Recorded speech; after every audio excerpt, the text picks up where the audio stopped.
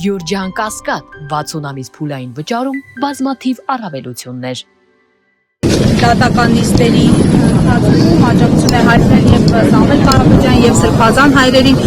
Պարոն այսօր ինչ ակնկալիքով եք այստեղ եւ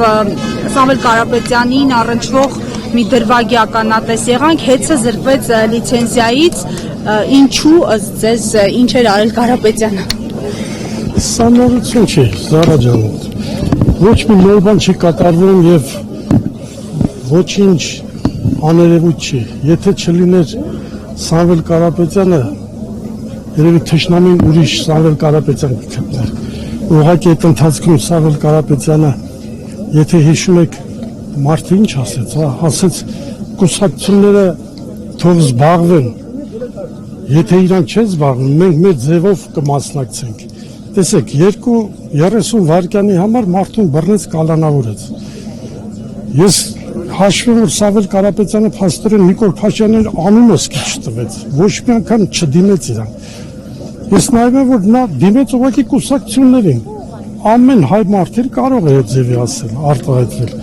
բայց արիտես, որ նրան առիթերպեց Սամվել Կարապետյանին ձերբակալելու համար։ Երևի թե սա հին պլաներ, մշակած պլաներ, առիթեր, թեկուզ հեծը գրավելու համար։ Ինչու հեծը ում է պետք, այսպես ասած էլի, իշխանությունների պետք է, բայց մեր թշնամիներին, ուրիշ ոչ, սա Հայաստանի կործանման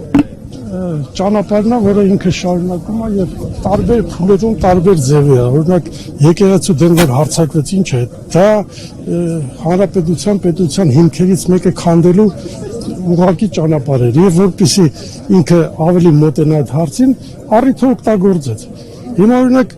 Սամվել Կարապետյանը էլ եմ ասում, տեսեք, չդիմեց իրան, ոչ մի հարցով բան չի արել։ Մարդը ուղղակի որպես հայ մարդ ասեց, որ մենք մեր ձևով իշխանությունը զավթելու կոչ է դա, ոչ թե Փաշինյանի աթոռայլ իշխանությունը։ Դե տեսեք, ես ում ձև եմ մտածում, ասում եմ, նա դիմեց կուսակցություններին, հետո ասեց մենք մեր ձևով։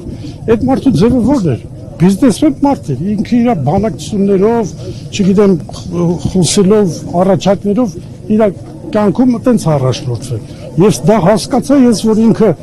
մեր ձևով ասել է, ասում եք, Նիկոլ Փաշինյանը նա էլի էր զրուցել, չէ, հիշում եք բանակցությունները, ասել էր,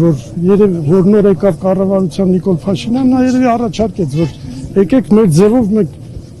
լուծենք, փոքր հանրապետությունը հարցերը լուծենք, բայց չէ, ինքը գնաց այն բանի, որպեսզի կործանի, եւ եթե հիշում եք, Սամվել Կարապետյանը ինքը ասեց թքած, ասեց հեծի վրա, ինձ այդ պետք չի։ Մարդը ուղղակի առաջարկում էր, եւ նա ինչ էր առաջարկում, ասում էր Նիկոլ, արի նստենք, բանակցենք, բանակցությունների ժամանակ երևի թե եթե չստացվեր, կարող է վերջում փողել առաջարկել Նիկոլին իմանալը, որ նա վերցնելու է, ասել ինչքան ես ուզում, տամ այդ փողը թող գնաես, ըստի։ Բայց չէ, նա օգտագործեց առիթը եւ Սամվել Կարապետյանի ձերբակալեց։ Հիմա օրինակ փաստաբանները չեմ հասկանում, հա բաներ անում կուսակցություններն էլ, գցում են Սամվել Կարապետյանի վրա, բայց այդ մարդը չի դիմել Նիկոլին, պետության համար բան չի արել, կուսակցություններն ա դիմել, կուսակցությունները ոնց որ առիթից օգտվեն, գցեն Սամվել Կարապետյանի վրա։ Լավ, ելքը ինչպես եք տեսնում այս իրավիճակից, հանգուցալի։ Ելքը միասնությունն է, հիմնական ելքը միասնություն, այ կուսակցությունները ասենց երեկվա էջմիածնի դեպքերը, ընտրությունները ապացուցեց, որ եթե իրական միասնություն չլինի,